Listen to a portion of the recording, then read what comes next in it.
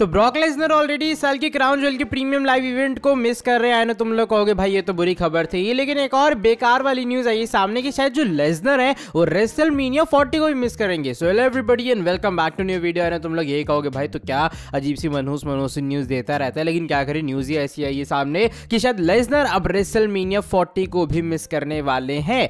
बात और भी अपडेट्स के बारे में करेंगे बिकॉज जो एक्सक्लूसिव रॉ स्मैकडाउन के प्रीमियम लाइव इवेंट्स की बात चल रही थी उस पर ट्रिपल एच ने क्या डिसीजन लिया उसका फाइनल आंसर आ चुका है सामने। बात हम लोग ड्रू मैकिंटायर और क्राउन ज्वेल के बारे में भी करेंगे बिकॉज उसको लेकर भी एक इंटरेस्टिंग न्यूज आई है और भी कुछ अपडेट्स है इस वाली वीडियो में। So without wasting any time let's begin this video. Bye the way video को मैं शुरू करने वाला हूं रिसेंटली हुए AEW के शो के साथ में बिकॉज रिसेंट टाइम में AEW के अंदर रिक फ्लेयर ने भी अपना डेब्यू कर लिया है। हाँ मतलब यही बचा था, रिक फ्लेयर को बुला लो, 2-3 और जो बचे उनको भी बुला लो वहां पे, क्योंकि होता है कि स्टिंग के साथ में यहाँ पर एक सेगमेंट हो रहा होता है, वहां पर रिक फ्लेयर आते अपनी एंट्री करते हुए नजर आए और क्राउड की तरफ से अच्छा खासा उन्हें रिएक्शन मिल भी जाता है और कुछ इस तरीके से रिक फ्लेयर अब AEW में आ चुके हैं। अब आई गेस वो फाइनल रिटायरमेंट टूर की भी अपने बात कर रहे थे। अगर तुम्हें लास्ट टाइम याद होगा जब चैनल पर मैंने अपडेट दी थी उन्हें लेके कि उन्हें एक बार फिर से कंपीट कर रहे हैं रिंग के अंदर, तो शायद AEW के अंदर तुम लोग रिक फ्लेयर को फिर से कंपीट करते हुए भी देख पाओगे। बाकी देखो क्या होता है आने वाले टाइम में। अब जो अगली अपडेट है वो रॉ स्मैकडाउन के एक्सक्लूसिव प्रीमियम लाइव इवेंट्स के बारे में जुड़ी है। अगर तुम लोग चैनल के ऊपर एक्टिव रहते हो मैंने एक अपडेट दी थी कि जो WWE है वो डिस्कस कर रही है कि ना हमें रॉ स्मैकडाउन के फिर से सेपरेट प्रीमियम लाइव इवेंट्स ले आने चाहिए बिकॉज निक एटलिस और एडम पियर्स दोनों separate Monday night raw SmackDown के जनरल मैनेजर हैं। तो WWE का मानना है कि भाई अगर हमें यहाँ पे प्रीमियम लाइव इवेंट वापस ले आते दोनों शो के तो उसका पूरा सेंस बनने वाला है कि एडम पियर्स अपने बंदों को दूसरी ब्रांड में जाने देना नहीं चाहते ताकि पनिशमेंट या फाइन ना पड़े, और निक एटलिस का भी सेम ही सीन है। लेकिन बाय द वे तुम लोगों को बता दो रिसेंटली अपडेट है ये सामने बूजर रेसलिंग की तरफ से, जो कि ऑफ कोर्स काफी ट्रस्टेड सोर्स है WWE अपडेट्स का, जिसका स्क्रीनशॉट तुम लोग देख पा रहे होगे। अपडेट है ये सामने कि WWE का जो था ना सीन कि वो रिवर्ट बैक करेगी, फिर से करेगी अपने brand exclusive premium live events या फिर PPVs। तो ट्रिपल एच इस वाले आइडिया के फैन नहीं है, तो शायद ऐसा मतलब मान सकते हो तुम लोग ऑफ कोर्स कि जो ट्रिपल एच है उन्होंने इस आइडिया को रिजेक्ट कर डाला है बिकॉज ट्रिपल एच को अगर कोई चीज पसंद नहीं आ रही, मैंने बताया था कि जो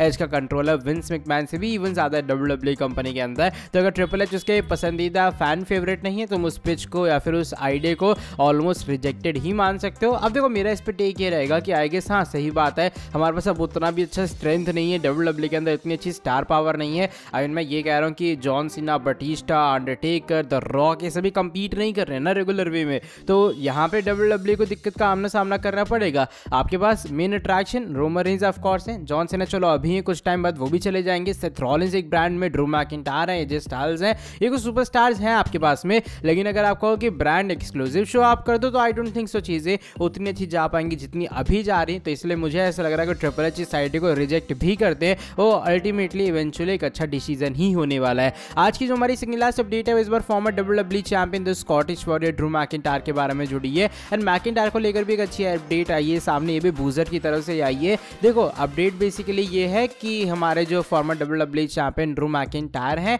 उनका जो क्राउन ज्वेल के अंदर मैच होगा या फिर उनकी जो करंट स्टोरीलाइन चल रही है जजमेंट डे और सेथ रॉलिंस को लेकर, WWE इसको लेकर बहुत इंटरेस्टेड है, यानी कि WWE देखना चाहती है इसका आउटकम होने क्या वाला है। जिस तरीके से क्राउड रिएक्ट कर रही है, क्या हमने जो चीज प्लान किया हम लोग उसे एग्जीक्यूट करेंगे तो क्राउड का क्या रिएक्शन आएगा, यानी कि ओवरऑल ड्रू मैकिंटायर को लेकर एक अच्छी खासी तुम एक्साइटमेंट कह सकते हो बैक स्टेज के ऊपर बनी हुई है, जो कि मुझे ऐसा लगता है इवेंचुअली लीड भी कर सकती है उनके वर्ल्ड हैवीवेट चैंपियन बनने की तरफ। बिकॉज WWE का कहते हैं ना कि देख के अच्छा लग रहा है कि हाँ स्टोरी अच्छी चल रही है, judgment day, Drew McIntyre, Seth Rollins, सारा इवन जिउसो को बीच में बार बार इंक्लूड कर रहे हैं, तो ये चीज दिखा रही है कि WWE का एक्चुअल में कितना इंटरेस्ट है करंटली मैकिंटायर के ऊपर। और यही अपडेट है कि WWE देखना चाहते कि क्या आउटकम होगा ड्रू मैकिंटायर के इस वाले पूरे सिनेरियो का जो जजमेंट डे जिउसो और सेथ के साथ में चल रहा है। बाकी लेट्स सी आने वाले टाइम के अंदर क्या होता है कि तुम्हारे हिसाब से ड्रू मैकिंटायर को एंड करनी चाहिए सेथ रॉलिंस की चैंपियनशिप रेन इस साल क्राउन ज्वेल शो के अंदर।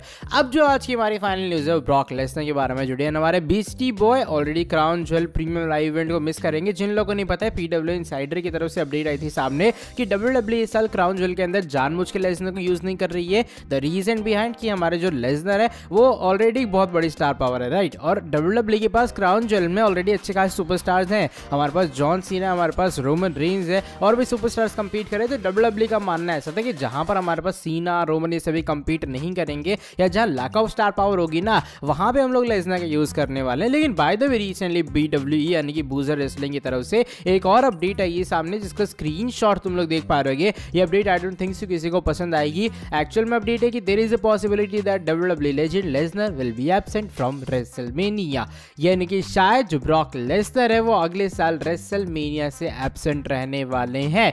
वो अलग बात है कि अभी फिलहाल लेसनर जो अपना प्रमोशनल पोस्टर था उसके अंदर एडवर्टाइज किए जा रहे थे। अगर तुम लोग को याद होगा जब रेसलमेनिया 40 का पोस्टर रिवील हुआ था तो वहां लेसनर प्योरली एडवर्टाइज थे नाइट 1 नाइट 2 दोनों शोज के लिए।